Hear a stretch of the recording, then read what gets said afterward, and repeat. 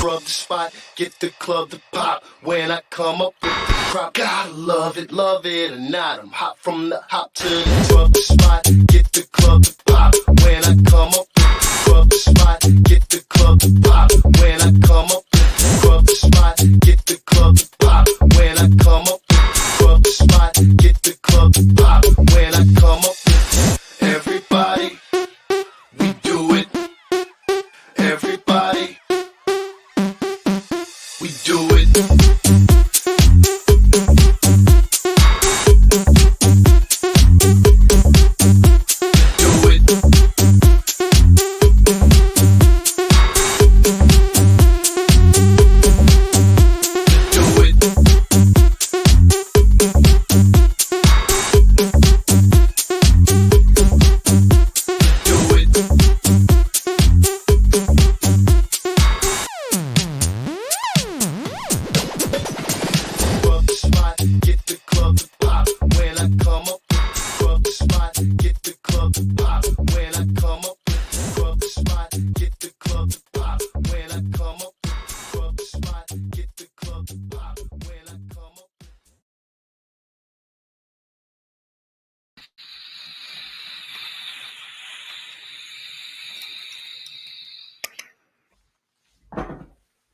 Stand me anywhere, and I will make the world move.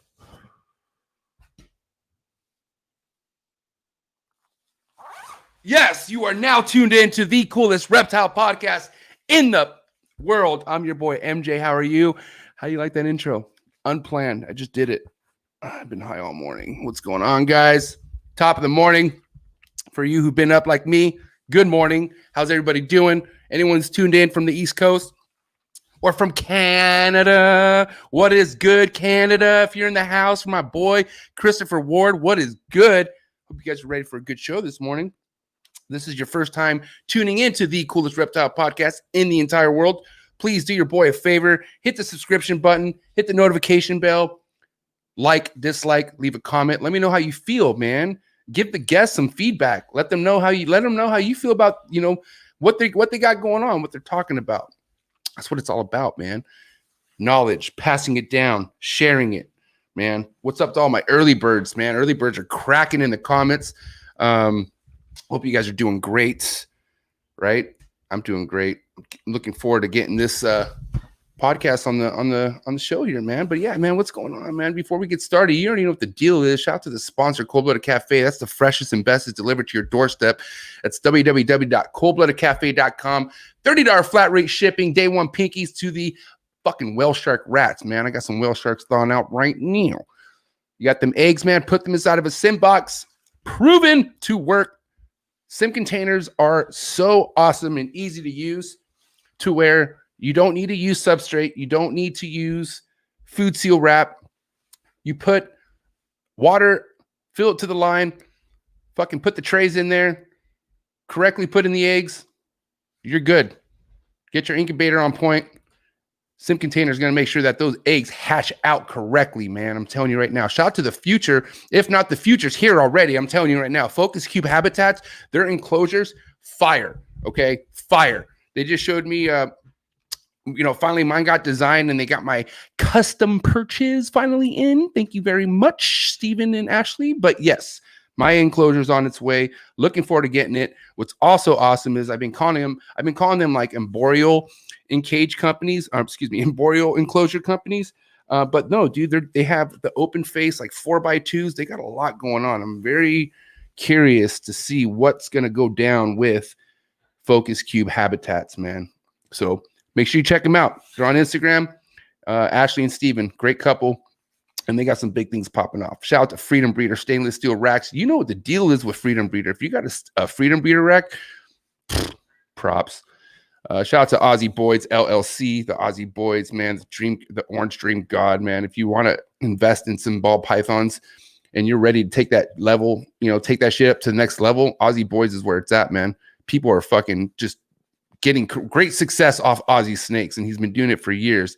And another shout out to my boy, Miguel Garcia over at Always Evolving Pythons, one of my big homies since day one, my biggest inspiration since coming into this hobby, and he now sponsors the show And I promise you by the next episode, he will be involved in the intro. And that's even if he doesn't send me his new logo by then. Sorry, bro. I'll figure it out. I love you, but yeah, no, I can't wait. I'm impatient. You already know how I roll, bro. I have ADD. I need it. Right? But yeah, man. Early birds. Let's go with my early birds. Who's here? I want to know who's here, and I want to know who's smoking this morning. Okay, because guess what? I like smoking in the morning, and I want to see who else is smoking. Okay, Melocene Exotics. I hope I said that right. Melocene Exotics. What's up, girl? How are you? I hope you got my clip. I hope I'm not supposed to say that yet. Shit, my bad. But yeah, I hope you got that. Thank you for being here this morning. Jay Hendo. I like that last name. I fuck with last names that are sick or even first names. Bacon is the way of life. I agree. Bacon is the way of life, bro. Bacon is fucking... Bacon's what's bacon, bro. Dylan, what's up, Dylan? The homie D's Balls and Exotics, man. They got the homie Tucker. Tucker, how you doing, Tucker? It's my boy right there. One of my chondro heads, a part of the Patreon page. I appreciate you so much, Tucker. It's great to have another chondro head involved. And, you know, we still need to have our little one-on-one as well, man. I'm looking forward to it. So if you guys want to support this channel more than a subscription, there's a link to the Patreon page. And I got some sick that are, you know, I don't even know why I'm scared to cuss. I got some sick motherfuckers in the building who are really knowledgeable more than just ball pythons, and we share stuff back and forth. So we have a Patreon trap Zoom session that's going to be going down next week. So if you want to tap in with that and see who the special guest is, the link is down below. Join the Patreon family. It's cracking. We're tight, and we don't fuck around, man. So shout out to homie Tucker for being a part of that. The homie Rads Pythons and Mo, what's going on, man? Top of the morning. Elias, what's up, Elias? Thanks for tuning in. My homegirl Kayla, what's up, Kayla? Thanks for being here. Kayla's also part of the Trap family, so thank you so much, Kayla, for being a part of that. And then my homie Mike, dog, what's up, the homie Mike? What's up, Mike? Up in the building. Also, Mike's a homie of the Patreon family as well, dog. What's cracking, man? Patreon fam up at the building. And then Rainy Day Reptiles, man. I like that name because guess what? If you get rainy days, you get more reptiles. It's fact because snakes breed in rainy days. So I like that name. I really like that name. Rainy Day Reptiles. What's good? How are you guys? All right. Everyone's here this morning. I'm glad you guys are here. So let's get this show on the road. I am excited to have this man on because for a lot of reasons, I don't want to give it away what the biggest reason why I'm excited to have this guy on, but more importantly, he's from Canada. Yeah, he's from Canada and I love Canada, man. Canada's so close to America. I've always saw Canada almost like, you know, a part of America, but when you go to Canada, you're like, oh no, Canada's actually a lot nicer. And like, you know, I'm just as far as people and stuff, you know, I mean, from what I experienced, and you know, Canada has heat. We all know Canada has heat. Jesus, you know, and when I'm talking about from snakes to, you know, like even the podcast that Billy has going on, which Chris is a part of and whatnot, which we'll talk about as well. But enough is enough, man. Chris is waiting. I'm waiting. He's tapping in. He's from Canada and he's here right now. Christopher Ward from the Reptile Ward. What's up, player? What's going on, man? How are you? Thanks for being here, man. Happy to be here. This is freaking awesome, man. First point of respect right now that I got even before I went live with you is that red Triple B shirt. That's an OG shirt right there. Yes, sir. Props. I love Brian, but you probably know that from what you and Kathleen hooked up. So yeah, just so you're aware, that actually aired last night. So he's seen it, he's got it. And I was just forwarding it to you before you brought me in here. So I'll send it to you as soon as this is done, so you can take a look at it. Yeah. Kathleen did a great job on the video. Hell yeah, dude. I can't wait to see it. And again, I love you, Brian. We all love you. And, you know, even though these are animals, when you have something that you're with every single day and, you know, yeah, I'm sorry, dude. We have favorites. We do have our favorites. And unfortunately, Brian lost his favorite. And but he has nothing but support. Charge it to the game, unfortunately, the game that we love. And, you know, it's awesome that we have people like you and everyone else that are trying to up the spirit because that's, I mean, it sucks going through that stuff alone. And you got to understand too, a lot of people don't share that kind of stuff, you know, because they just don't share it. Like, like I don't know, man. It would be really hard for me to cry on camera, even though I did. Like I remember I was talking to somebody the other day, and I was like, I can never do like a vlog of me crying or a video. But then I was like, I kind of like fucking ate my words there for a second, because I was like, I did a quick clip for Forrest when he passed away, and I basically teared up on camera. So it takes a lot, bro. It takes a lot to share a story like that, because you're not trying to be depressing. You're just really trying to, like, other people love their animals. Other people have lost their animals, and that feeling right there, man, you know, that's why he's Brian Cusco. Brian does what he does, man, and he shares his life, and we love you, Brian. Yeah, he's a fucking genuine dude. We love Brian him. is amazing. The hippie of the hobby. Remember, I said this. He's the hippie of the hobby, dude.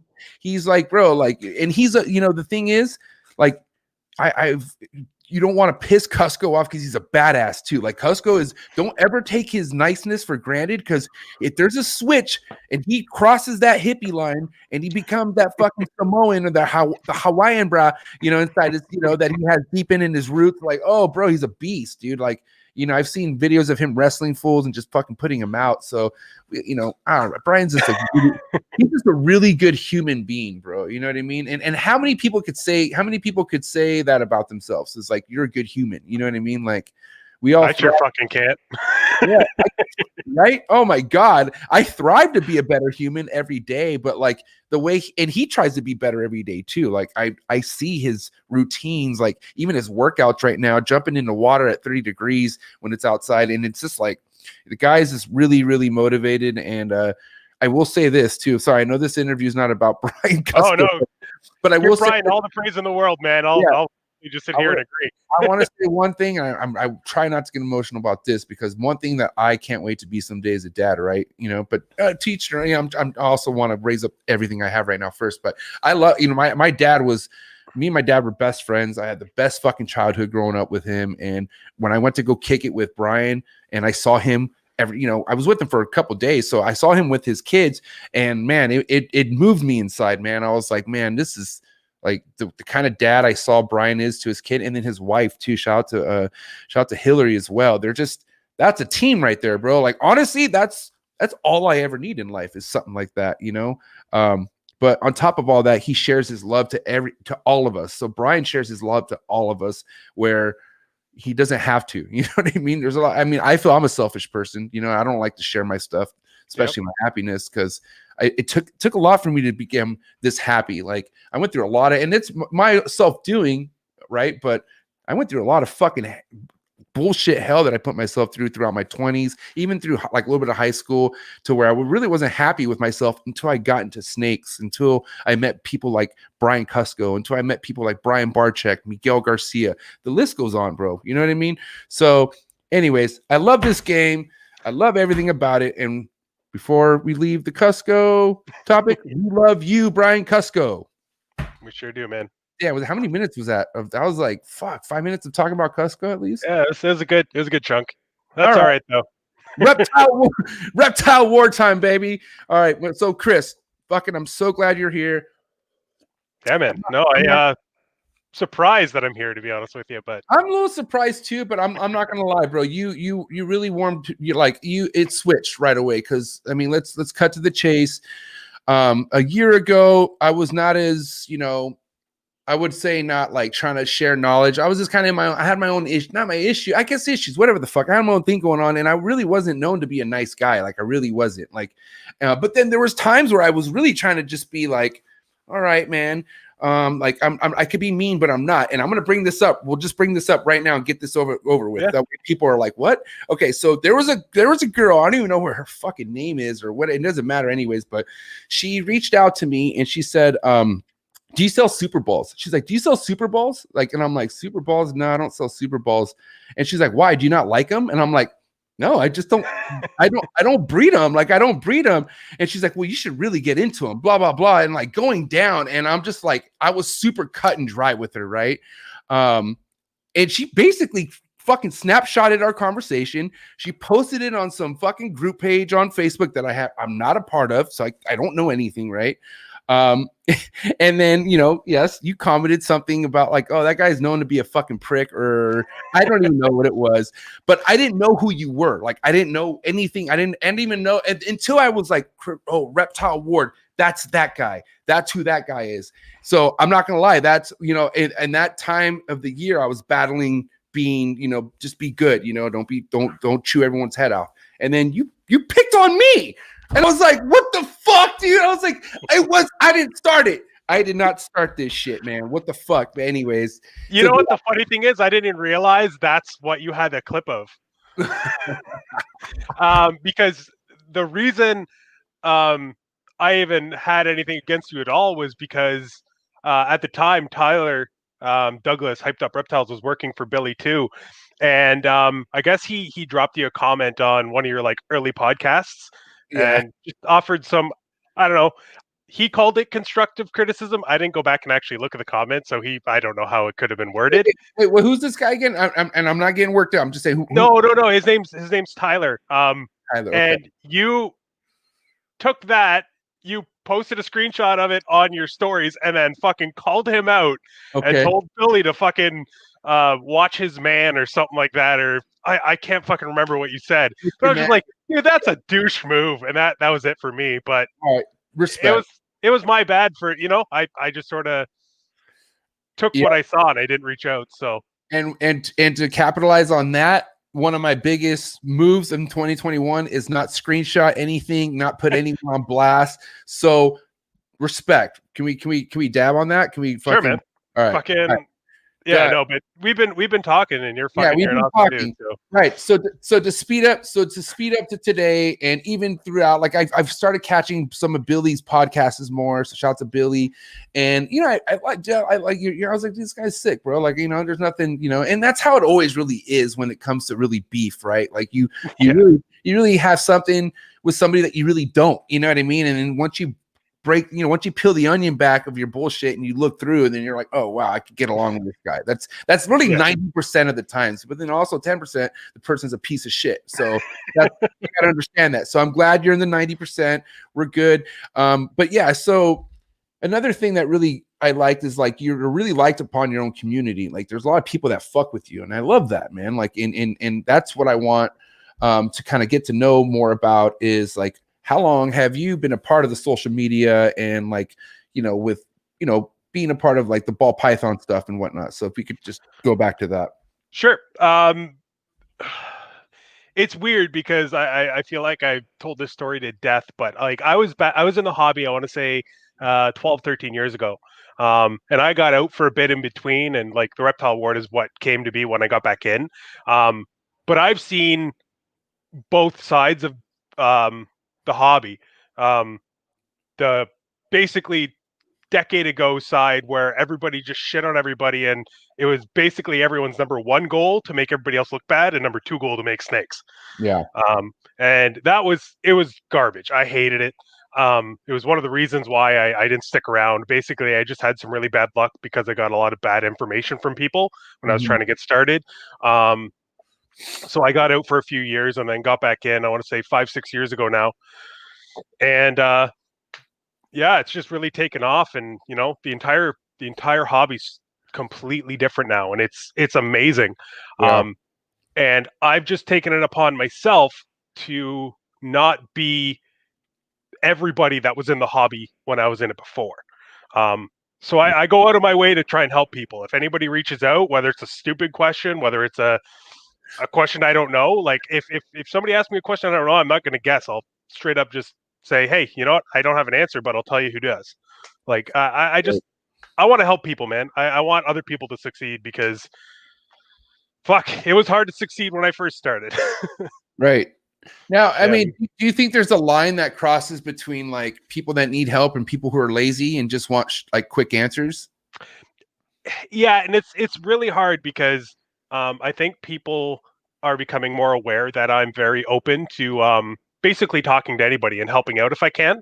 Right. So I've started getting a lot of really dumb questions and just like trolls and like stuff like that. So it's kind of tough, especially when I go back and I'm like, why didn't this person just go online and look this up? Like, this is such simple information. Why did they feel the need to reach out? But then I've also started realizing that being on the podcast with Billy and all that kind of stuff, maybe people trust my opinion more than something they find randomly on the internet. So I'm just trying to be open to all of it. If people are trying to fuck with me or troll me or whatever, let them. Like, I don't give a fuck. Right.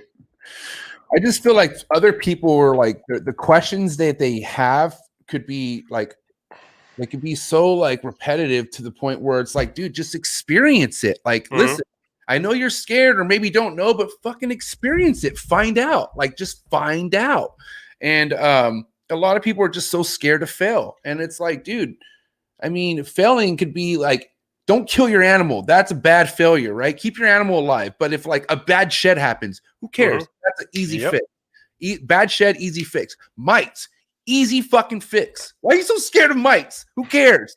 Talk to somebody. I got mites. Oh, perfect. Tell us more about your mites. How do you think you got them?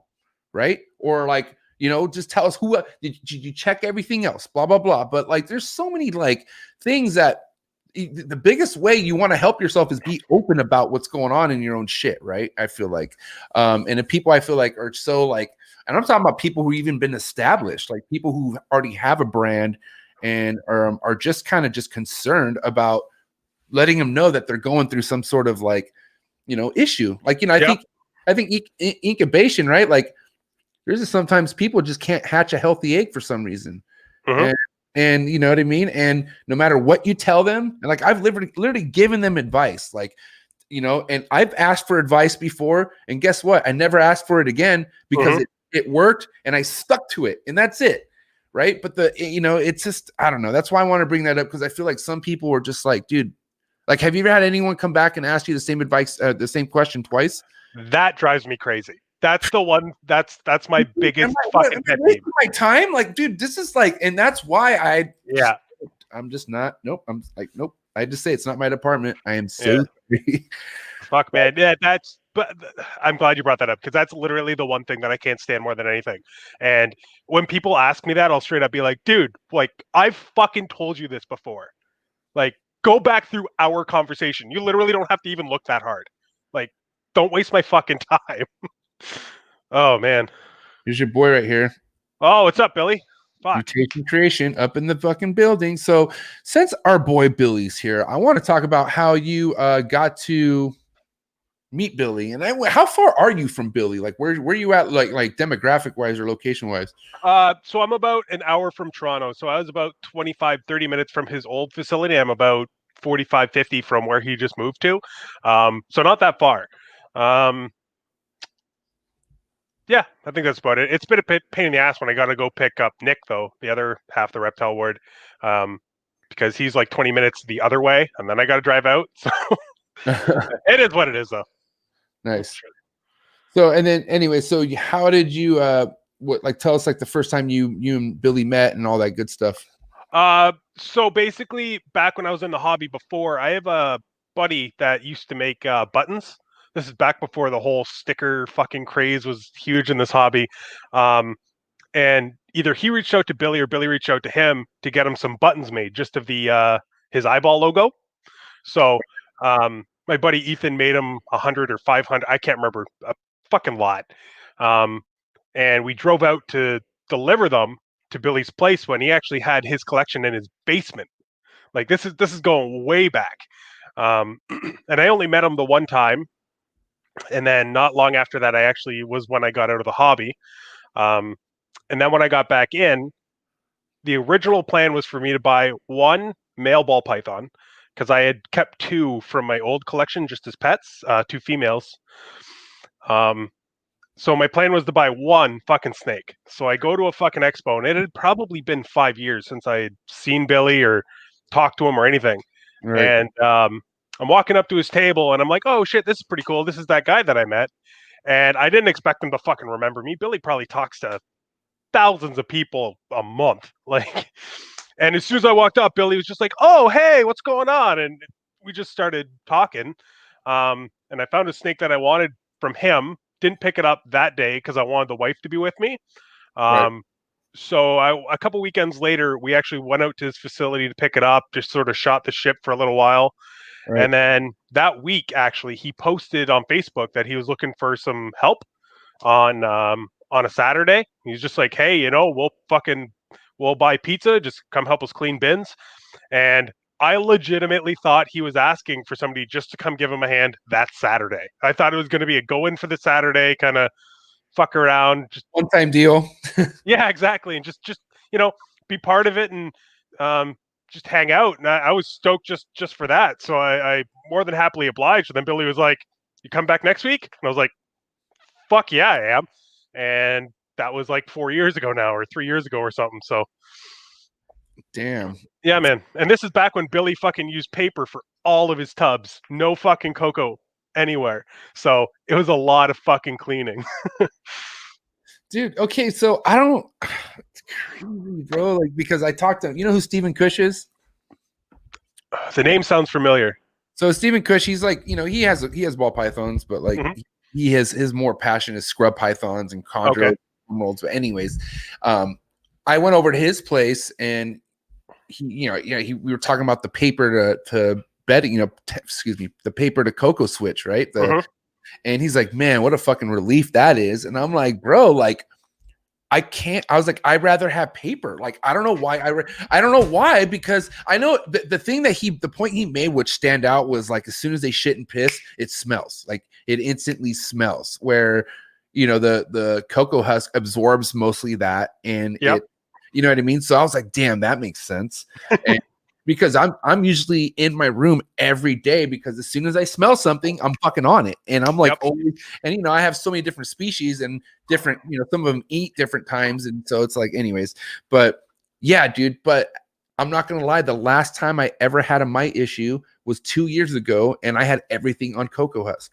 But you got to understand too, I have a lot more animals since then too, but I got mites from my fucking ball pythons, and I don't know how my ball pythons got mite. I didn't add anything. Steven argues that you maybe had a snake that had mites and it never went away completely. And I'm like, possibly, but then I know I also went on a long run with no mites before adding the cocoa husk. So well, I don't know. I could tell you right now, all my hatchlings are on cocoa husk, and I do like it. It's actually funny because you mentioned that I knew somebody that had a mite issue and very vigilantly just destroyed it. Like was going through their collection like every 2 days or 3 days or something. Like, it was crazy treating. They were treating the outsides of their bins. Like, they wanted to make sure they were gone for fucking good, right? Had everything on paper towel, and they were like, I'm gonna leave them on paper towel for like 6-7 months, just to make sure I can see if there's any issues. Ended up going 10 months on paper towel just in case. Didn't see a fucking mite. Switched back over to cocoa. 3 weeks later, they found them. So I don't know if I have no fucking idea, man. And the other part about that is no new animals into the facility at all in that time. You want me to tell you? You want me to tell you how you get fucking rid of mites? I'll tell you right now how you get. I'll tell you right now. This is what I've done every time I've gotten a mite. I have okay, so let's go back to when I put everything on cocoa and boom, mites came, right? And it wasn't just one snake. There was I think my olive pythons had them, and I was like my white lips had them. I was like, what the fuck is going on? So especially my white lips. Oh my God, my white lips. And you understand if we're talking about different species, not every species is meant for cocoa, bro. I'm telling you. That's a fact. But let's just stick to ball pythons. Let's just say ball pythons, because that's what the majority of what people keep, right? So let's just talk about my ball python. So I put all my ball pythons, my adults, on cocoa husk. Bam, I got the mites, right? So what you do is you treat fucking what has the mites. You obviously want to fucking Step one, get rid of all the cocoa husk. All the cocoa husk has to dip out. That shit's gone, in my opinion, right? And then you do have to put them on paper, right? But what you do is you take that snake, you soak it in fucking Dawn, like the blue soap, okay? And while that thing is soaking in water and Dawn soap, you go ahead and get the tub that's now you emptied, right? And you fucking spray it. You clean the goddamn living shit out of it, right? Then you put it down. You put paper down. And what I use, and there's other stuff, like there's oh my God, what's the spray I use now? But anyways, let's just say Reptile Spray, the brown bottle, okay? Yep. And people say prevenamite works, and I think you could try that. It didn't. Prevenamite did not work for me whatsoever. Okay. Nix is what we Nix use up here. Yeah. But keep going. Sorry. So spray. All right, yeah, reptile spray is what I use. So what I do is I'll spray down the, not too much, but I'll spray down the tub with the paper on it, right? And then shortly after that, I take that snake and I literally let that snake let it be soaked in all the Dawn like that. I don't take none of that. I don't rinse it off at all. I just fucking toss that bad boy back in there. I don't give it water for 3 days. Okay, 3 days. I go back in there. Wait, hold on. Rewind. Excuse me. 3 days, I go back in there and then I give it water. And it's dry, obviously. Everything's dry. And then the biggest important thing, and people shy away from this because they think it's bad. And I think if your snake room is inside your house where you're like, I'm talking about like your tubs are in your living room and stuff like this, maybe you don't want to do this. But if you actually have a secured room and it's away from like your living space where you actually eat and stuff, then it shouldn't be a problem. But you got to put no pest strips. So I don't know if you have no pest strips in Canada. I'm not too sure. But no pest strips are that white thing that you put that kills anything airborne. Okay, so you bust open that bad boy, you cut that big yellow strip into pieces, and you put it in between the racks. Okay, you leave it there for 3 months. No mites, gone. And then also what I do is, excuse me, after the 3 days, you could put cocoa husk back if you want. After the 3 days, if you want. I don't. So you're saying after one treatment, the way you do it, you don't see them again? Gone. I've never had to do a treatment after that. They're gone. The one thing that you do that I've never heard of is leave the soapy water on the snake, and it actually makes a lot of fucking sense. Because from what I've heard from people, the whole reason you want to soak in the blue Dawn is it suffocates the mites, right? But if there's one that's real buried underneath a scale, it might not even touch the water at that point. Yeah, they could tuck away, and that's how babies stay away. So the babies, like, let's just say the mom laid, and this is so nasty because this is what happens. But the mom, the little fucking disgusting little black little fucking shit they'll lay and they'll spread. These eggs will spread. So you'll kill the mom. Yeah, you got the mom, you got the dad, you got the cousins. But the next thing you know, all these little bastards pop up. And that's how people are like, oh man, they're back. And yeah, they're back because you didn't stay that 3 day dry, that dry 3 days, no water, no nothing. And then once they're all completely gone, that no pest strip kills anything airborne. So nothing could even come near the tub. Like it just died. Yeah. So that's another good point though, because what a lot of people don't realize is mites don't just live in your fucking tubs. If you see mites on your snakes, they're outside your fucking tubs, on your racks, on the floor. They're there. You need to make sure they don't get back on your snake. So the fucking pest strips work amazing. Yeah. So I mean, the thing is, people, let me read the warning label, which you shouldn't. It's not like you shouldn't read the warning label, but it says that it could cause possible this and possible that. But I look up and I was like, okay, has anyone died? Has anyone haven't even seen a report of a serious hospital injury off no pest strips? But they say because it's a silent killer, supposedly. No, the biggest thing they say is that it kills your snakes. I've been using no pest strips since the big homie Kenny put me on game 4 years ago. I have yet had one snake roll on me from I came into my room. Why is it just dead?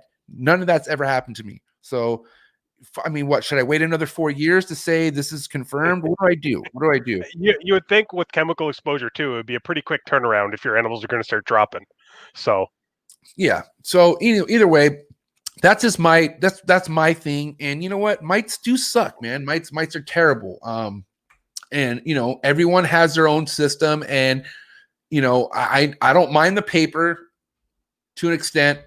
But I know there's certain snakes out there you just do not put cocoa husk on. I'm not going to put a big breeder name out there, but there was somebody I know who has everything. Everything was great. His ball pythons have no mites, nothing. But then he also has retics, and he can't get mites from coming on his retics. And I'm like, well, what is your retics on? He's like, they're on cocoa husk. I'm like, dude, you don't put fucking retics on cocoa husk because they're always pissing and shitting nonstop. They always piss and shit. And guess what? When they piss, it's like a puddle. It's nasty. Like they piss. Like fucking, it's gross. And so you just don't do it. And so he got rid of the cocoa husk. Fucking talked to him fucking like 3 weeks ago. No, he's been miteless. And last time we talked about that was like 4 months ago. So you know what I mean? So I don't know. Yeah, I mean, if anyone's out there and they just can't get rid of mites and they're like trying to fucking scratch their head and they're spending money on Prevenamite and just all these bottles left and right, you need to just follow different steps that work for other people.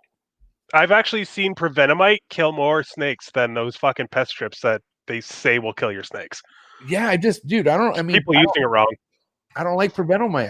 And then, not because other people swear by it. Other people will say Prevenamite is where it's at. And I'm like, oh, that's cool, but for me, never worked. Every time I tried using it and I used their steps, even with no pest strips, bro, I can't get them to go away for whatever reason. I don't know what it is. They also changed Prevenamite recently, last couple of years, I think, and made it greener or something. And I've heard it just does not work anymore. So good. Who the fuck knows? I just use Nix. Nix has always worked for me. Every animal that comes into our facility gets sprayed and then gets sprayed again 2 days later, just in case. What's Nix? What's Nix? Is that just like another like? Is that it's a head lice formula, and what we do is, I don't know who the hell did the research and figured it out, but it's been a while, been around for a while. But we take one applicator bottle, which they sell at any pharmacy up here, and you just mix it into 4 gallons of distilled water, and it fucking works wonders. I think it's permethrin or pyrethrin. I can't remember the active ingredient, but it works phenomenal. I've heard only good things from everybody that's used it, and I even used it way back when I had my only mite issue before I got out of the hobby the first time, and it's worked amazing. But the no pest strips are a huge help. So super shout out to Rihanna's Reptiles, because that's what I use now right here. So Frontline, bro. I've heard of Frontline. Yeah, Frontline. But the thing about Frontline, dude, oh my God, it's gassy, bro. Or not gassy, but the fumes. It's like, it's scary. The aroma you get just from spraying it. And I'm so used to spraying Reptile Spray, and Reptile Spray is not like that. But you have to use a lot of, not to use a lot, but you use a lot more Reptile Spray compared to the amount you use for Frontline. But I do use Frontline little, like I'm careful with it because I just don't trust the smell. But I've been using Frontline for I don't know, just in case, like, I don't know, for like the last 2 years or something. So that's where it's at for me now, because somebody recommended that. I had a Condor guy recommend that to me. So, but yeah, Frontline, dude. There's no fucking harm in doing preventative fucking treatments too. Like I don't know how people don't do it. Nick and I usually once every like 4 months, we'll go through the entire collection, give everything a spray, switch everything over to paper for a week, or until we clean them next, and do a preventative spray just in case. Because why the fuck not? It's better to, feel secure than to be surprised one day when your fucking animal's got fucking little bugs crawling all over it. So. Yeah, especially with a new arrival, you know what I mean? Because when any new snake comes in, you should definitely just go ahead and just treat that enclosure like it has mites already. Yep. That way you're safe. So I do that all the time. Anytime I get a new arrival, I'll soak it in water, because I'm telling you right now, 9 out of fucking 10 times, if you put a snake into a small thing of room temp, water, you're going to see that thing start chugging water. As soon as that comes out of the box, it just drinks water. So it's good for the snake, right? To hydrate itself versus, relying it to drink when you put it in the enclosure. It's going to be more likely freaked out. So if you soak it for 15 minutes, 20 minutes, then you could go ahead and get that enclosure prepped like it's, mites. And then what some people do too, or I've even done, if it's from somebody, you're just if it's just a breeder from Morph Market and you don't know who the hell it is, I even soak them after they drink water. I soak them in Dawn too for like 2 hours, and do like the full quarantine. Yeah, you might as well just fucking treat them, man. There's no fucking harm in it, and if it's gonna protect the rest of your fucking animals, do it. It doesn't hurt. Yeah, man. You want to know something to an extreme? You gotta understand, the Chondro community and the Emerald community. has like nidovirus affects a lot of people collection. Like a lot of people's snakes die from nidovirus, right? So one of my fucking good friends, Socrates, shout out to me, Socrates, he has, if not one of the nicest chondro basin collections in the United States, probably top in the world. Okay. But what he does for each and every snake that he inquires, what he does is he makes the owner of the snake give him 2 nido tests, and then he makes sure that snake has report of clean nido, like no nido, and then he quarantines that snake for like 6 months. So that's that snake gets nido tested twice, then hits a quarantine room for 6 months before it even enters like Excalibur room. You know what I mean? That's crazy. That's great for him though, because I've heard that chondros have a really they're one of the highest species for having nido like in collections. Right. So that's awesome that he fucking does that. That's a great idea. I wish we had better access to nido tests up here. You guys have it quite easy in the States. It costs us a fortune.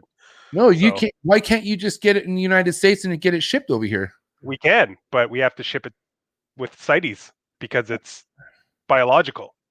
Oh, wow. So it gets fucking expensive, man. Yeah. Oh, that's a bummer. Unless you get some because how often do you ever come to the States?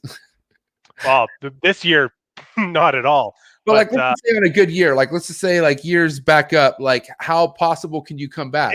If this year wouldn't have, or last year wouldn't have been COVID, I probably would have been in the States 4 or 5 times. Okay. So, what you can do, and this is just an idea, you could get a bunch of swabs that you need, drop them in the United States and say, hey, can you get these tested? And then, give me the results whenever they come back in. You know what I mean? Just an idea. If you're really about that shit, if you're really I want to know the nido testing on this, and you don't want to pay an arm and leg, there's always a route to something. So yeah, it's a pretty expensive fine if you get caught, but I feel like they probably wouldn't say much to swabs versus a live animal. But it's not a bad idea. That thought never even occurred to me. So I appreciate that. When the border opens, I'm definitely going to consider it, because I would like to know that our collection is free and clear. Peace of mind. You know what I mean? And I go through a company named Fishhead, and I think I pay, I think it's $75 per swab or something like that. Or... Somebody up here that's about an hour away from us actually just got their entire collection done. It was small. It was like 9 or 10 snakes. Nice. But they told me they were like $3,000 in and hadn't even got all the results back. It's like, I cannot fucking afford that. Fuck. That's heavy. Yeah. Damn. Brutal. Oh, fucking Melusine just in the chat. Last time I checked, it was $500 to test an animal in Canada. Jeez. So that we can get the test done up here, but it's also super expensive up here because we don't have the facility to do it. So that's taxed. It fucking sucks, man. All right, let's talk about some of your snakes, if you don't mind. I want to hear some of the projects you're excited about, and let's talk about last year. So, what did you produce last year, clutch wise? How many clutches did you end up doing? Are you a big mass producer? Do you keep it respectable? Where are you at with that? I think we just hit 20 at the end of the year. I had a snake lay on December 30th, and I got a whole 1 fucking egg. I have 1 egg in my incubator right now. She's a small girl. She had taken forever to get the size, and dropped like 6 slugs, 1 egg. But this year we're hoping to do, I think, about 30 clutches. Nice. Yeah. Yeah, well, to be completely honest with you, last year we actually had more females go than we expected. So I think we were aiming for like 10 to 12 clutches.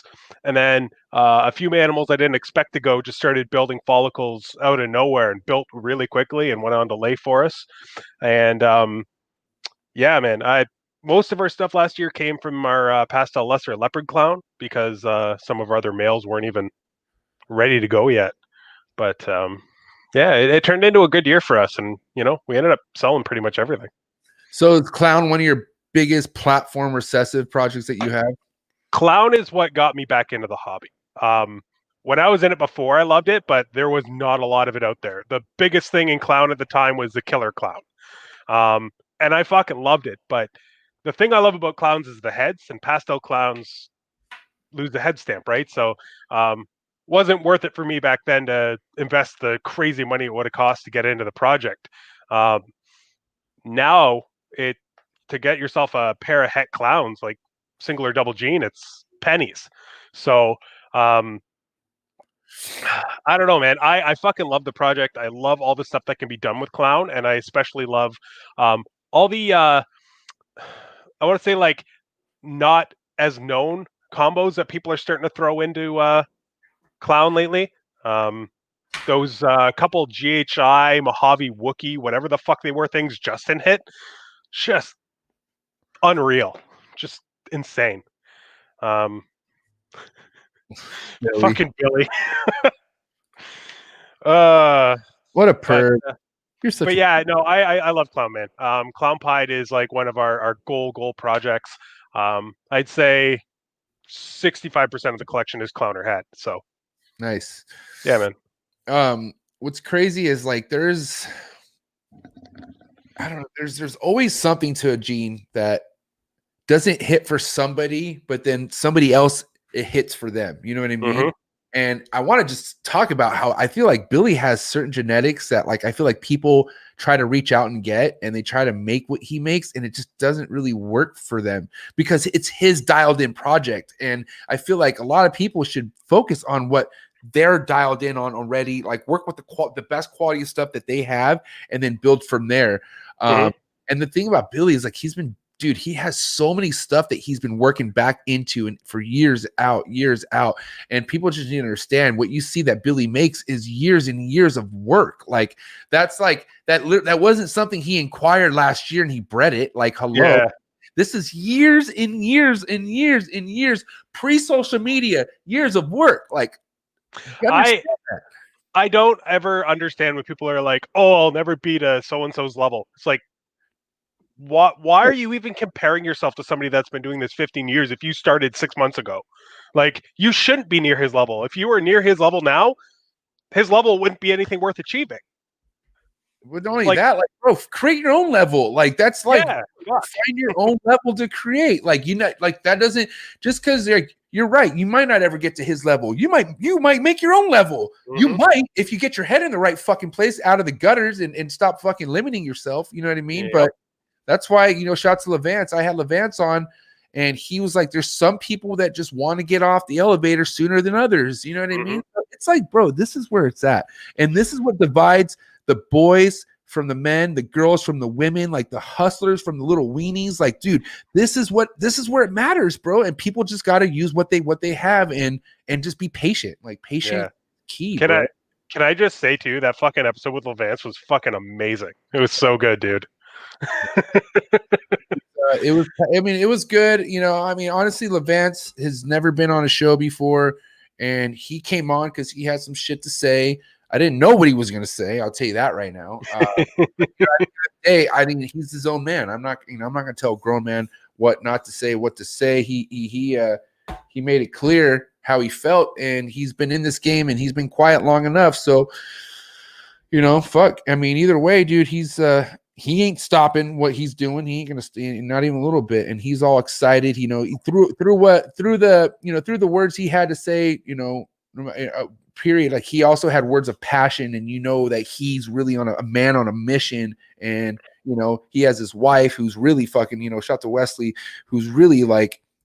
Holding it down with him. So that, like the family unity, bro. Like, we were talking about family earlier, bro. When you got family and you got everything working as a whole, and not even family, just people that you trust. Like, I know you got your boy Nick, so that's awesome. Like build a team, and it doesn't need to be a team of 10, 15 fucking people. Like, you know what I mean? It doesn't need to be that. Like, just build your fucking team within, and then just be patient and grow with it, And there's something special about having somebody to share your excitement with.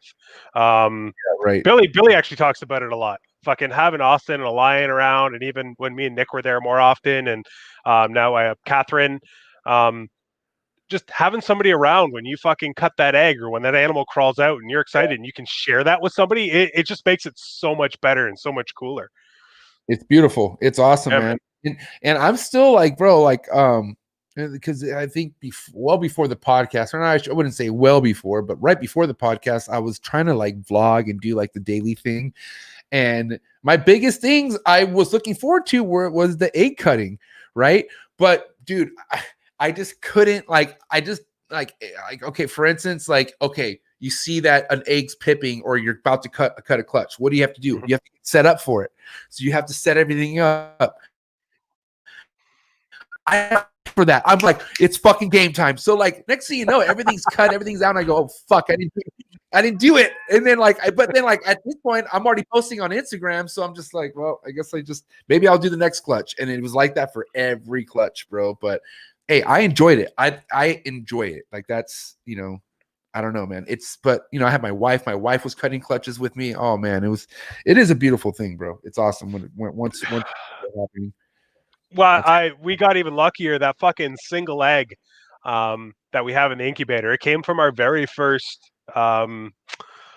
let's say, very first expensive animal, like our first investment animal, like between Nick and I. What was it?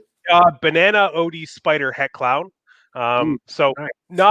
Not the craziest animal in the world by any means, but when we got her, when we first got in, we paid I think like $2,000 for her.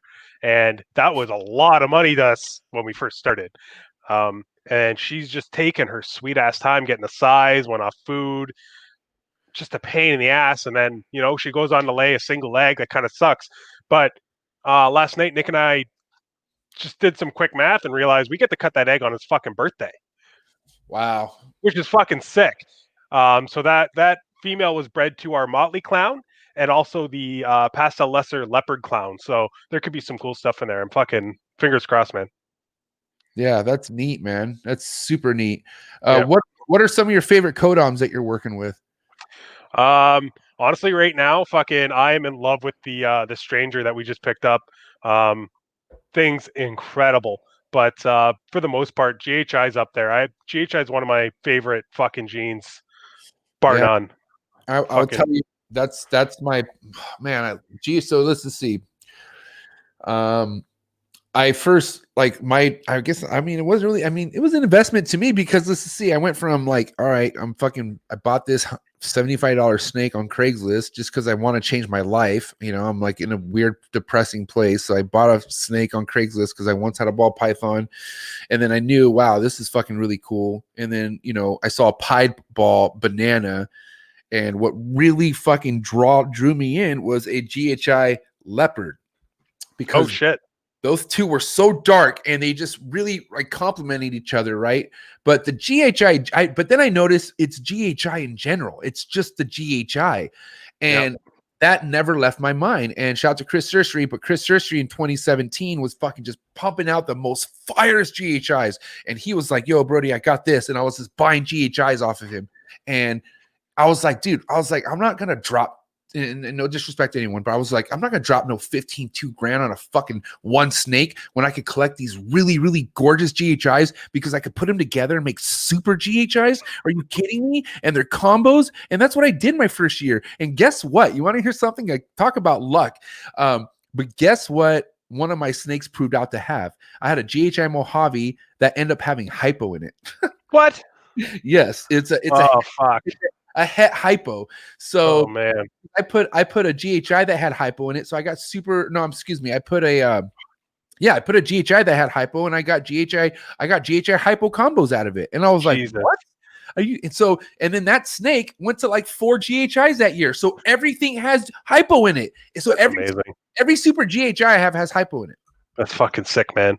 You kidding? I have a super GHI Mojave het clown female, and fucking she looks hypo. So I can't even imagine what a fucking visual is going to look like. Dude, I'm telling you, man, power. So, anyways, I lucked out on the GHI, and I rolled the dice with that, and that's one of my dominant Codon projects I have. That's now all like it's in a recessive, but now I have other stuff going into it. I have highway stuff going into it. And I got a lot of cool stuff going into it. But shout out to the GHI lovers and believers. And yeah, GHI is where it's at. Hypo's where I don't know why people now hypo's not slept on. Everyone's all like they love hypo. Mm-hmm. A couple years ago, people weren't really feeling hypo or ghost.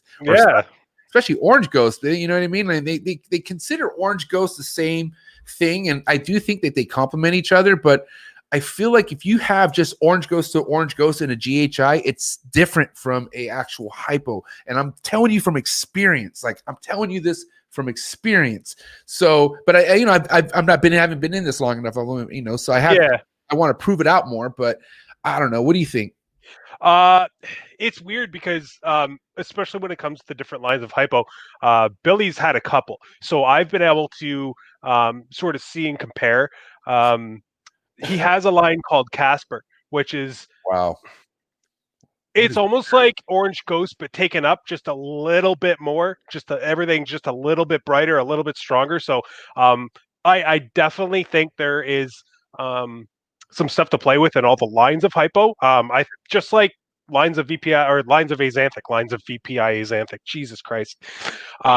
Just like lines of Azanthic, I think people have to actually do some research and find the one they like instead of just buying something labeled, oh, this is just a hypo, oh, this is a ghost. Like, go and look into the lines first and invest in the one that you like the best. Like there's lots to do with hypo in general. So you know, go the direction you want with it, man. Like I picked up a snake right before we started here, fucking visual hypo girl. So look at the hypo shit that Miguel's putting in his clowns, bro. That's just nuts. I just the girl I picked up's lesser het ready xanthic mahogany hypo. So I'm gonna get her into the fucking clown stuff too. Yeah, I'm excited. It's exciting, huh? Like, I mean, can you think about it? Like, the kind of excitement we get is shit that we had when we were kids, bro. Like, come on, we get to just relive being excited like children. You know what I mean? And it's because it's like we're giving ourselves Christmas every time we fucking get to open up a damn snake, and no one else is giving. It's like, and you're treating yourself. Like, it's like you're gifting yourself. So what are you're gonna pat yourself on the back and. You know what I mean? Like how many people can say they get to pat themselves on the back? You know what I mean? And not do it in a fucking like, well, why'd you do that for? No, like, you know why you did that. Look what you created, motherfucker. Like, you know what I mean? So that's why I love this shit, bro. This is so awesome. Yeah, man. It's been crazy too because we're just sort of doing an inventory of what we have and what's going to be breeding for us this year. Yeah. And I even fucking said to my wife just a couple days ago, I was like, man, this feels weird because we're actually making progress. Like I can actually see where we are now versus where we were. And there's accomplishment that comes with that. It's not like, you know, something started to get good and then life fucking punched you down. Like it's actually building. It's actually turning into something. And the time's actually paying off. And it's just such a cool fucking feeling to be able to open a fucking bin of a snake that fucking 3 years ago you never thought you'd fucking have in a million years. Oh, right. That's another feeling too, bro. Like I got 2 separate rooms now, which fucking kidding me. And like, you know, like the biggest thing is like my and you know, shout out to my wife, but you know, we weren't married when we moved in here, and you know, I was like, all right, I got the trap, you know, which is separate, right? And then next thing you know, I was bringing snakes inside the house to quarantine, right? And I was like, it's just one. Oh, it's just two. It's just two. And then I realized with my boreal stuff, like my chondros and stuff that I need to breed, I need to drop the temperature significantly lower than for my bigger snakes, you know, like pythons can handle it. I have no problem. They can handle 60s. I'm telling you, they can handle it. No problem. But my retics, my bigger snakes, those are the ones where you're pushing more closer to RI issues. And I know that because I'm going through that like right now. Like you know, you try to just drop temperatures just a little bit lower, and then you could get one snake to start fucking just wheezing and stuff like that. And it's terrible. Like RI sucks. But anyways, separating them from that room is what made everything even possible and why I have shit breeding for chondros and everything else. So yeah, it's nuts, bro.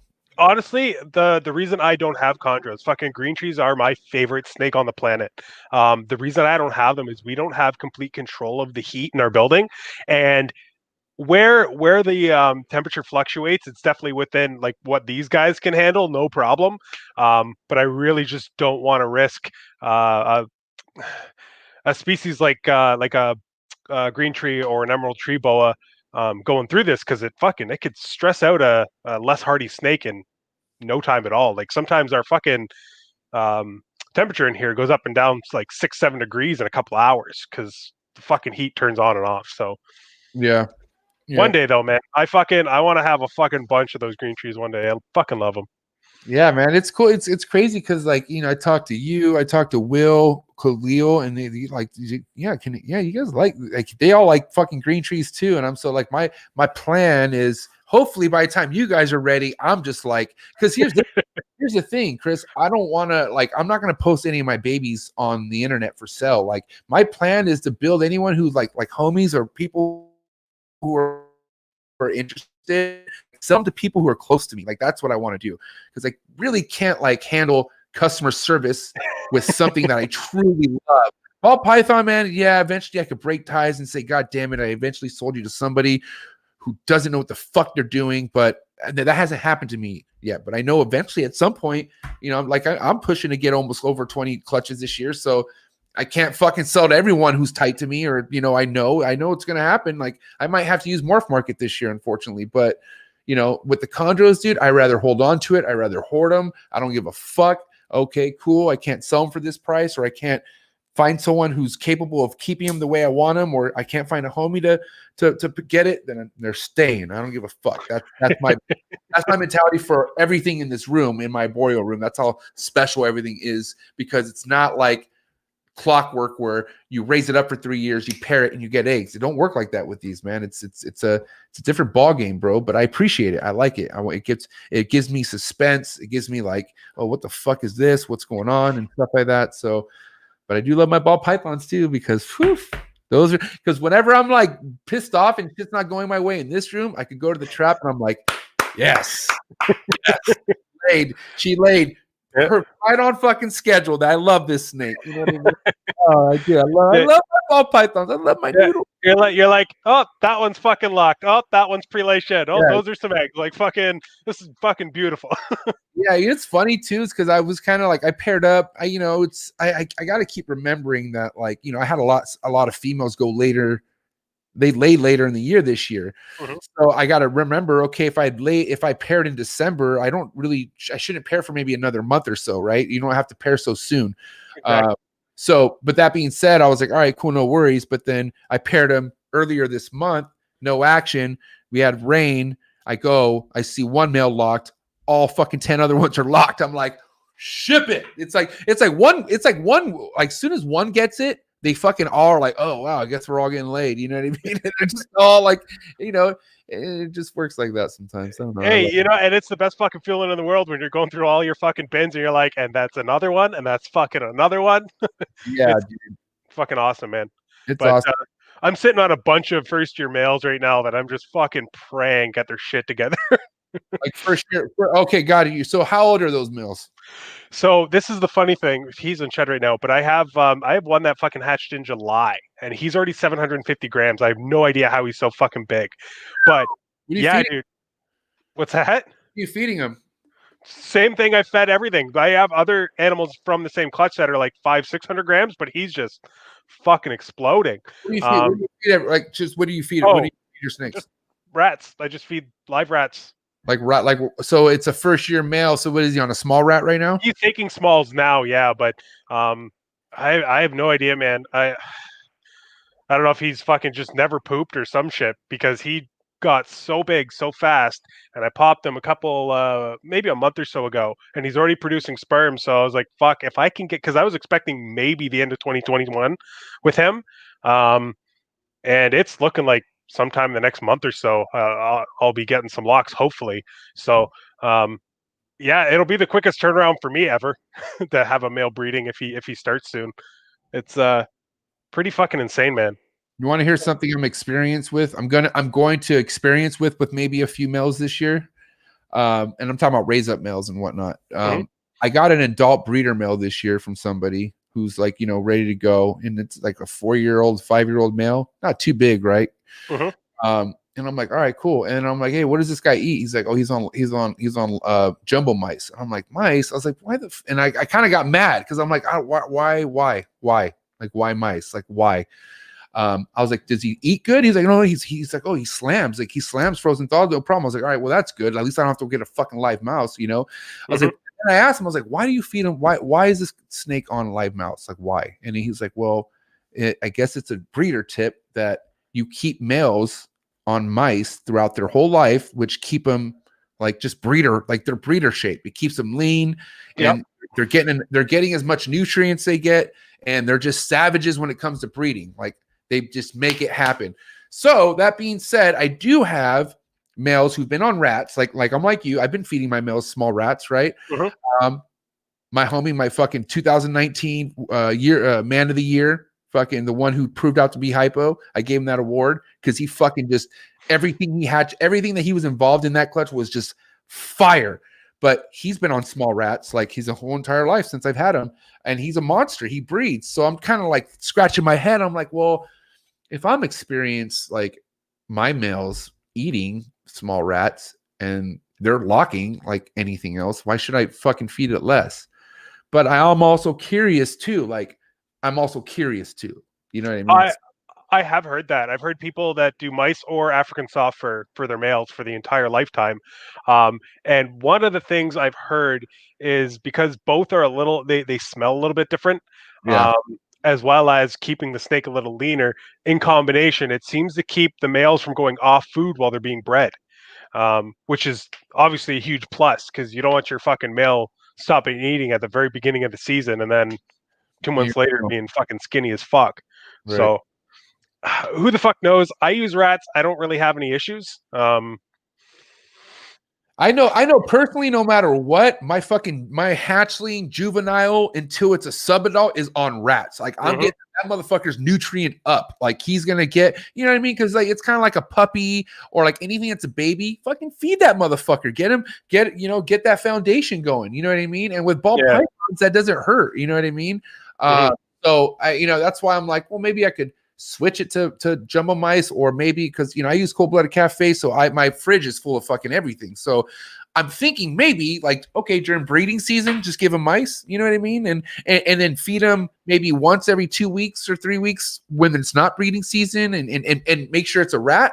I don't know, play around with it. I'm gonna play around with it because I do think that my males are too big. I feel like they're a little too a little chunky. So and that's no big deal. A lot of people a lot of people have fat snakes. Like, I'm not gonna say all of them are obese, but a lot of people have fat snakes because we're America.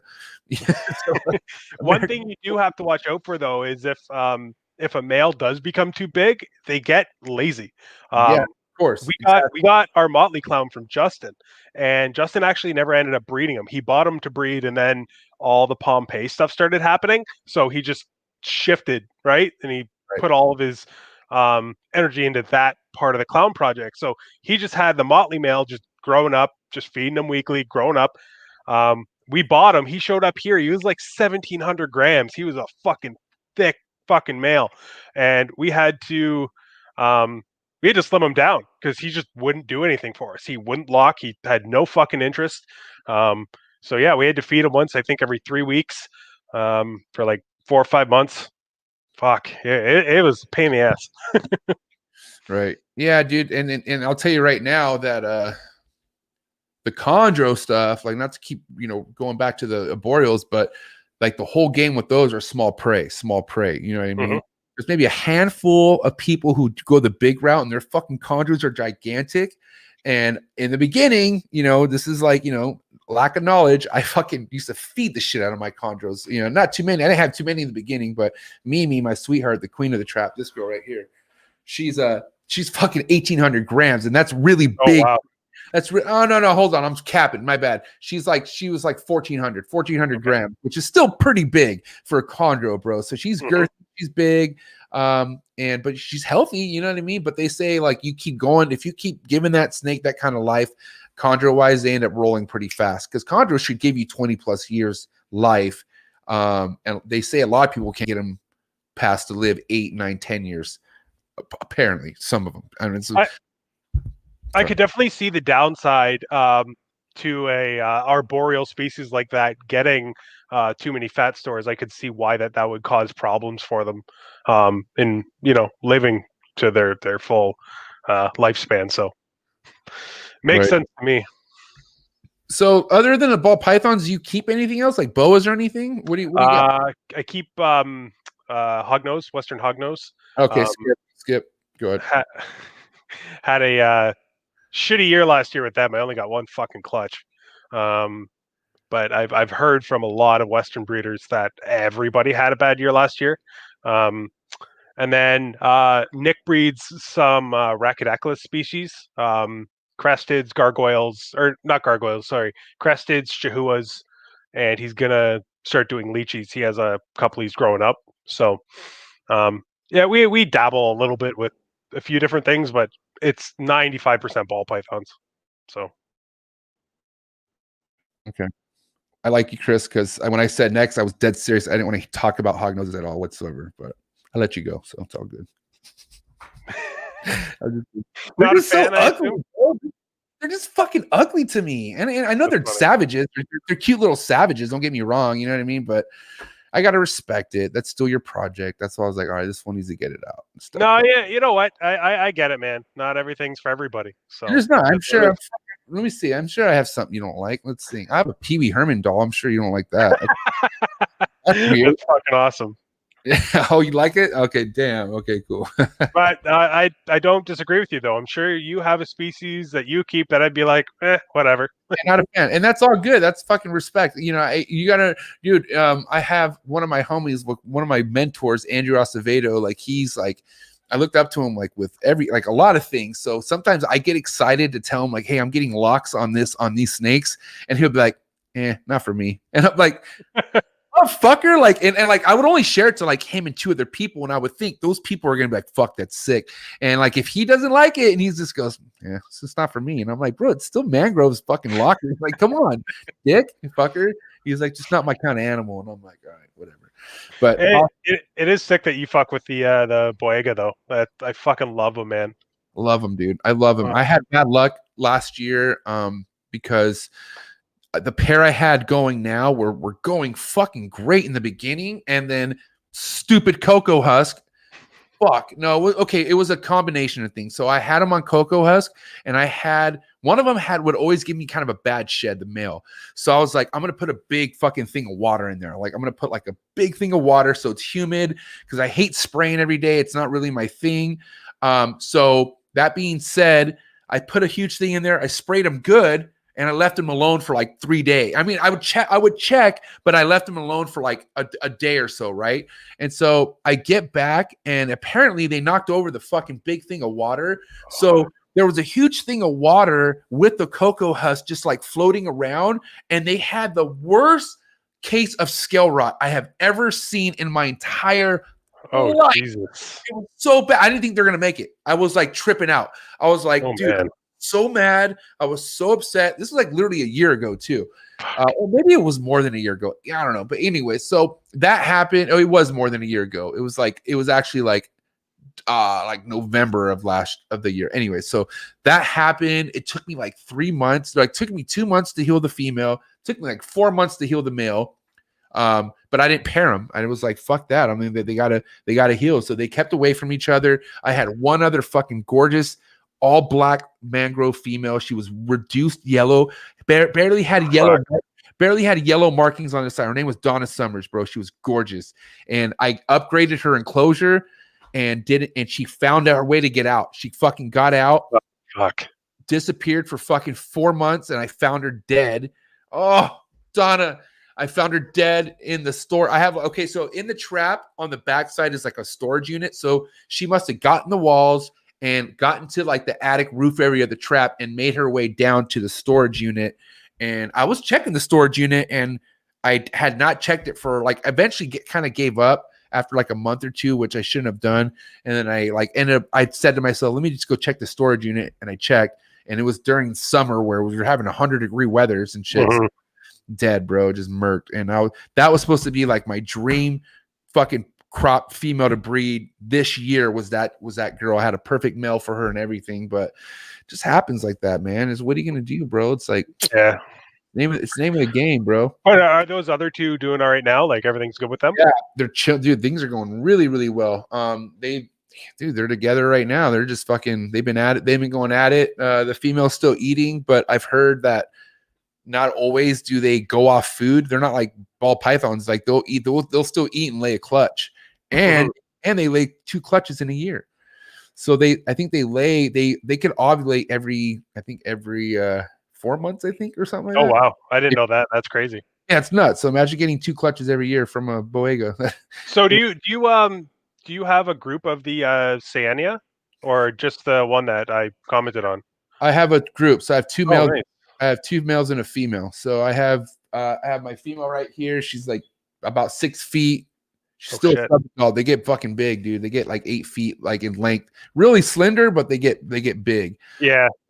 But yeah, so she's doing good, raising her up, and then my 2 males are doing great. They're smashing food. I kind of want to get one more female just to like seal the deal. You know what I mean? But because I Yeah. really want to breed these in the future. Like I'm in no rush. I mean, they're still like probably like 4 years, 3 years out from that even happening if it does happen.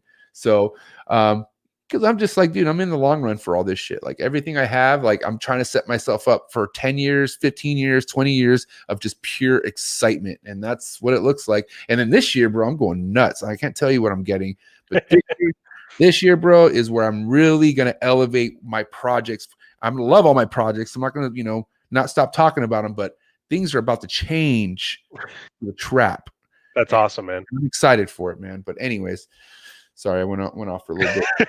It's all good, buddy. It's all good. You know what? You gotta love what you're doing. Otherwise, why the fuck are you doing it, right? So when you see people get excited and get passionate about it, it's nice. It's Well, if you notice what I did there, I just talked about something depressing, right? About like the scale rot, and then my snake, one of the snakes that I loved, and it ended up getting out and it was dead. Yep. And now this year, not knowing this was going to happen, I'm about to have the biggest new like addition of trap history. I don't even know what I'm saying, but I'm about to have some serious shit added to my collection that's gonna really just like, I don't even know what to do once that happens, but all good things, bro. Like the waves come, they crash and then they build up. They crash and then they build up. You just gotta just keep paddling, bro. Keep paddling. That makes sense. Sure does, man. What do you do when you get a good blow? Like when you fucking, I don't know, what how do you get back up? What's something you do when you're just feeling down, or if you have a fucking snake, do A, X, and B or whatever? What is a good tool you use to get yourself back in the mode, back in the upper side? Without These weed. help. Oh god, I was gonna say without weed. That's fucking funny. Honestly, this is gonna sound really fucking lame, but I come in here, and usually what I'll do is I'll look at either like the last animal that we got, like the last new edition, or that we hatched, or something like that, and I just try to kind of jar my mindset back to appreciative rather than run down or depressed or whatever. Like, say you have something happen with an animal and it passes away. For example, last weekend, Saturday, one of our hedgehogs had babies. I took pictures, posted about it. I was super excited. Probably shouldn't have got so excited as quickly as I did, because I came back 4 hours later and the mom had killed them. And it just happens. They're mammals. They're small mammals, just like fucking mice and gerbils and all that shit. So, as much as it sucks, you got to just sort of look around and appreciate what you do have, right? And Yeah, for real. Having a snake room makes it very easy to have a physical thing to appreciate. I think a lot of people probably have a hard time when they don't have a hobby that's quite like this, actually visualizing everything that they love and appreciate, and we're just fortunate, I guess. Now let me ask you another question, Chris. Sure. Do you look at this as a hobby or as an industry? Both. And it's weird because I don't think I could tell you what I think the distinction would be between the two. Right. But I'm not one of these people that's like, oh, you can't talk about money. It's not a business. Like I would never do that. Money is a big motivator for a lot of people in the hobby. It doesn't have to be the main motivator, and it's not a bad thing. Money is what keeps the fucking hobby going for all of us, every single fucking person. But for me, right now anyway, it's a hobby. I still have a full-time job. This is what I do in my free time. It's a fucking expensive hobby, but to me, it's a hobby. I think I'll consider myself business the day that I consider not working and doing this all the time. I want to stop. Dude, what you're doing is a business. Look behind you. Look behind you. Look behind you. Look behind you. What does that say? I know. It's a brand. No, can you look? Because that's a nice logo. Can you just look? Reptile Ward. I love that. Respect, right? And at the end of the day, dude, this is your own. You're a part-time worker for your own business. 100%. And you're professional about it. I see how you are with your people. You're how you treat people. The podcast, dude, this is a level up from a hobby, I feel like. So I want to give yourself more credit. I want to give yourself, like, don't look at it like, this is just a hobby. I'm not doing this. Like, I have a real job. Bro, that's even more props. You have a real, you have a job on top of something that you want to make your full-time job at some point. Right? Yeah, and you're definitely not wrong. I'm not going to argue that point, and I probably should look at it more as a business because, like I said, it has been a pretty big cash investment so far, but also a lot of time. Yeah. But I think part of all that also goes back to what I was saying earlier, how just recently I started kind of looking around going like, holy shit, this is something. So yeah, maybe that'll start shifting for me. I don't know, because it's just now starting to feel like we don't just have a bunch of snakes that we got.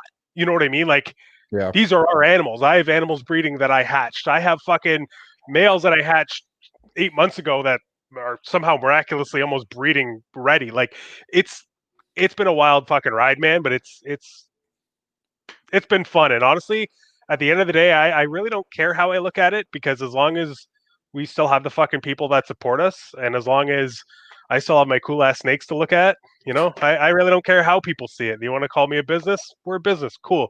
If you want to say this is a hobby, that's cool too. We just need to understand that business isn't a bad thing. Because at the end, people are like, "Oh, it's not about the money." Stupid. Yes, you are about the money, and I'm not saying solely about the money, but you are trying to produce something that somebody would want to inquire and also work with a project. Hello. Mm-hmm. This shit ain't for free. Like, it's not the time, the patience, the snakes dying, the fucking relationships built, the hours spent on podcasts. I'm saying, bro, like, this is like, dude, you know what? You're your biggest customer, bro. You know why? Because you have so many holdbacks. You purchase more snakes from yourself than anybody else. That is huge, bro. You know what that really means? That means your part-time job that you have with your business is going to be your full-time job as your business. So I want you to fucking take another sip of your weed drink there and realize that. I want you to get excited. Not that you're not excited, Chris, but I want you to add that to your excitement, because, bro, you're doing things for a reason. You're making moves for a reason. You're on this show for a reason. You're not on the show because this is your hobby. I'm sorry. No, all due respect. You're here because you're motivating people. You're inspiring people. I see this because, no disrespect to anyone who I know there were so many people during Christmas were like, how many accounts do you like? Okay, how many people do you want to follow? And I'm not gonna lie, every time I was on there, I saw your name a lot, and I was like, props. Like, it's funny how me and Chris is like, like, we're always and so, dude, what I'm saying is good for you, but I want you to really put that in your mindset as well, because, dude, you're making traction, bro. I fucking appreciate that, man. And like I said, it's just starting to feel real now. So you saying that only further drives that point home. Right. Good. And I don't know if that just has to do with my anxiety, because anytime anything good happens, I always feel like there's a but. You know what I mean? I always feel like there's that, okay, but now what? What bad thing's going to happen now? And I'm trying to also work myself past that too. And that's also a huge. Everyone battles that anxiety. Look at Brian fucking Barczyk. Like, how long? How many years has he been doing this? And he is like battling his shit, bro. Like, so, and it's cool of him to do. And it's not. It's cool of him to actually like put it out there, because he's. Dude, everyone's bad, and especially like this last year and even currently now, bro. Anxiety is that's the biggest enemy right now, bro. It's like everyone's getting hit with an anxiety. I got hit bad with anxiety last year, bro. But now, that's why 2021 we're more prepared for battle. We're more like, you know what I mean? All we could hope is things get better, but if not, we just gotta be ready for it, bro. It's as simple as that. Well, 2020 ended up actually being quite good to me in a way that it helped me realize that what I was experiencing was anxiety. I had no fucking idea. I just thought I was constantly worried about shit because I was a fucking weirdo. Um, but I got a lot of time to do a lot of like self-reflection and shit like that. And, I ended up talking to some people and talking to a few doctors, and it's definitely helped. It definitely is one of those pieces that I feel are starting to fall into place. And it's a good feeling. It's good to think that something good is going to come from this, not, oh, what's the next bad thing that's going to happen to balance it out? You know what I mean? Well, yeah, because I mean, this is where it could switch to the hobby side, because the self-enjoyment, right? When you're in your room, just you, put your phone down, right? And I have to do this sometimes, bro. There's times where I'm like, I see something like a snake just sheds. I go, my phone. Where's my phone? Where's my phone? Sometimes I just put your fucking phone down, bro. Like that snake's gonna shed again, so don't worry. You know what I mean? But the self-enjoyment, man, and the reason why I fucking do my routine, I play my music in the trap, is because that adds to my enjoyment. That adds to my fuel. That adds to like fucking just why I'm so lit up every day, and why I do so many stories is because my excitement is obviously something I want to share, but that's like, you got to know how to work your own excitement. You got to find out what it is that fucking sparks that fire inside of you, and you just got to run with it. And even when there's days, like Chris was saying, when we have days where we don't have that fire fucking kicking as much, go to something that you know that you love. You know what I mean? Like it could be anything, like you're a family guy, you said, right? So you're married. Do you have any children? Nope. No kids over here. Okay. How long have you been married for? We've been married for 3 years. 3 years. No, Sarah's awesome. We just don't want kids. I'm going on one. Look at that. 1 year. Congrats, man. It's a great fucking time. I did it, bro. And it's such the opposite for me, or I don't know, because my dad was like concerned a little bit, because like he's from the day and age where like they say like, oh, once you get married, it's all fucking like, she changes and stuff. I was like, wow, way to go. Is that what you're saying about mom? But anyways, after we got married, he would check in like, hey, is everything okay? Like she's still the same? I'm like, what? I'm like, yeah, she's still the same. What are you talking about? Oh, I'm just checking, man. You know how they get. I'm like, whoa, what do you mean? And then he explained what he explained. I was like, nah, you're crazy, dad. But anyways, but no, do you think it got better? My life actually just fucking went to like a whole nother level once I got married.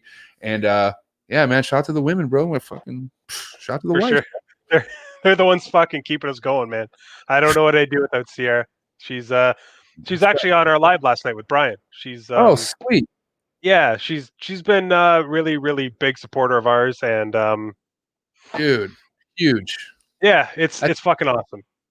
That's another thing to go to what I was saying on how like literally what you're doing is gonna be a part of your life for the long run, business wise, because you have a significant other who supports it, bro. So the battle that a lot of people have is like they have a passion that doesn't match with their wife's or spouse or whatever, or their their partner's passion. And yeah, I don't know. You got to look at it like this. You can't be 50% in keeping animals. Like you have to 100. This is like keeping like, I don't know. Like I always feel like not everyone should own dogs because people just throw their dog in the backyard and like, that's it. Like that's fucked up. You don't do that. It's kind of like, I don't know.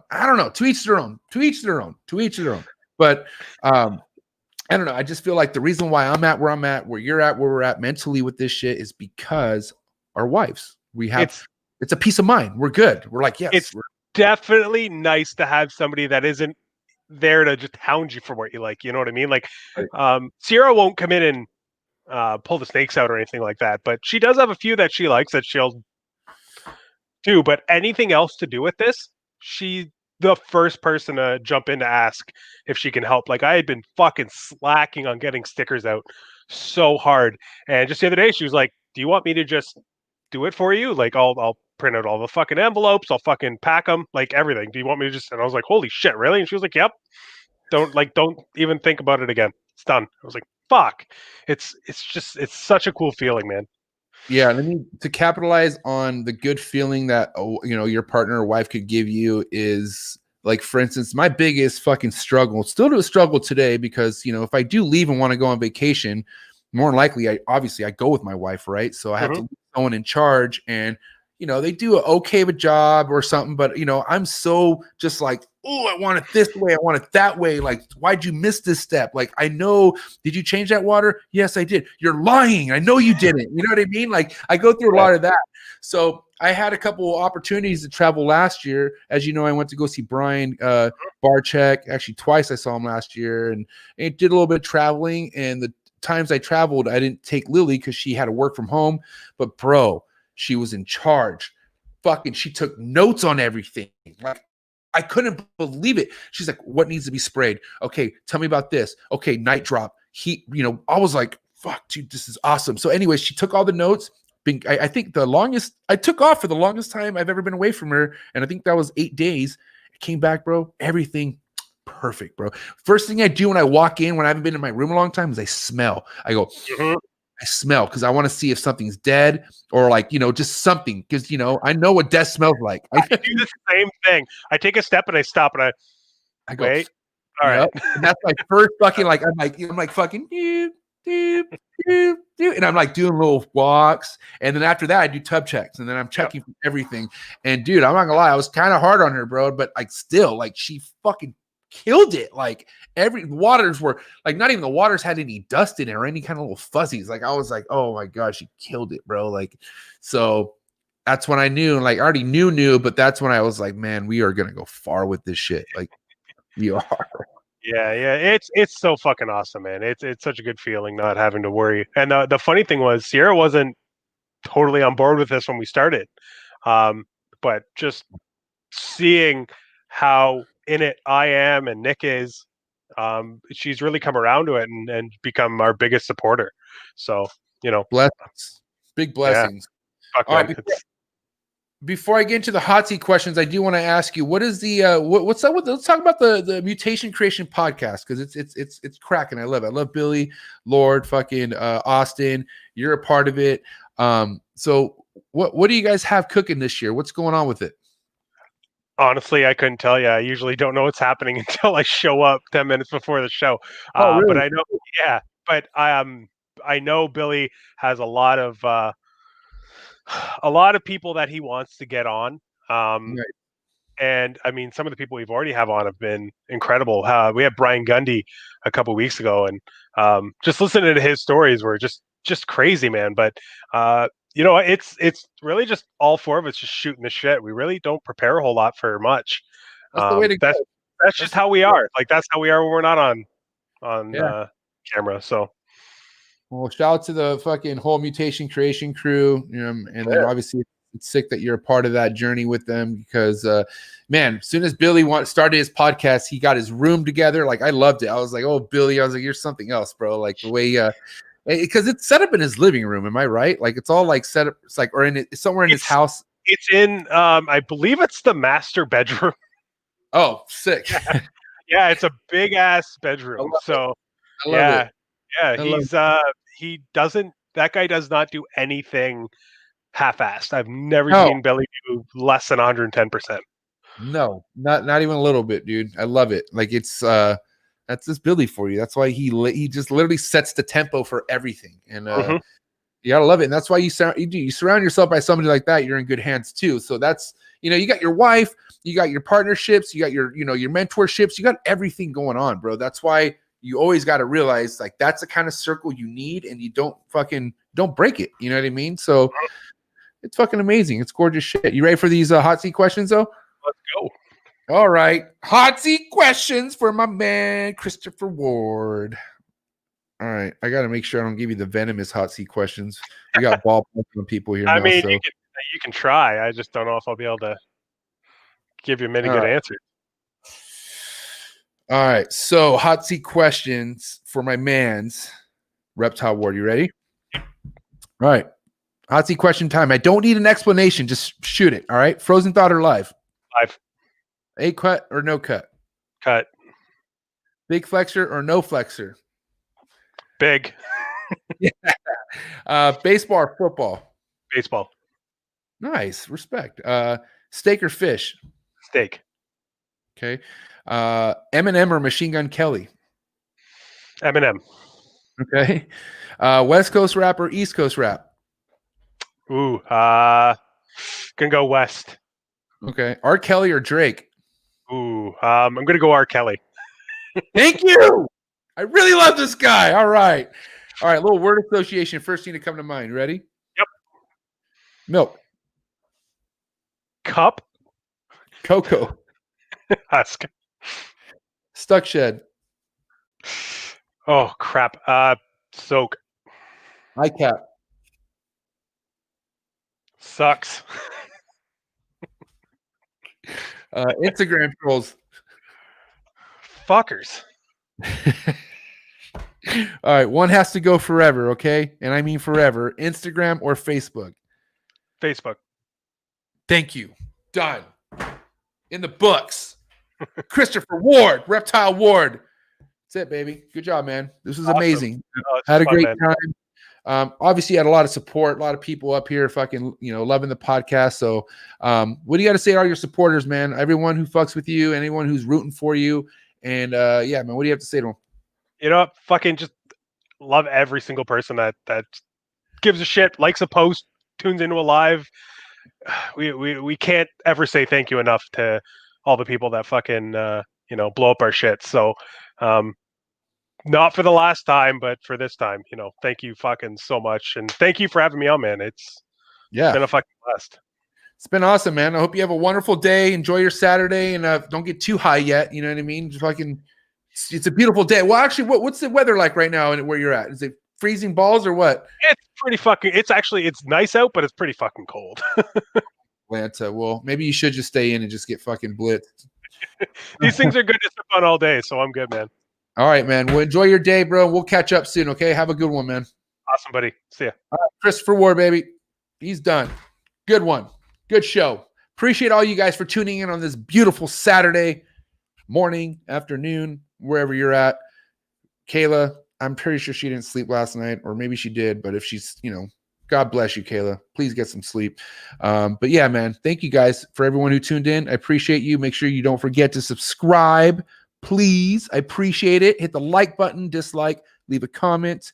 And yeah, man, just appreciate you spending your Saturday with me. It means a lot. I know my guest likes it and whatnot. So make sure you don't forget to let us know how you feel about the podcast.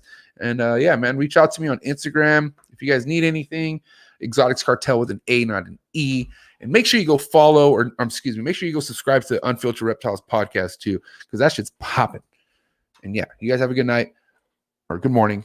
I'm going to go get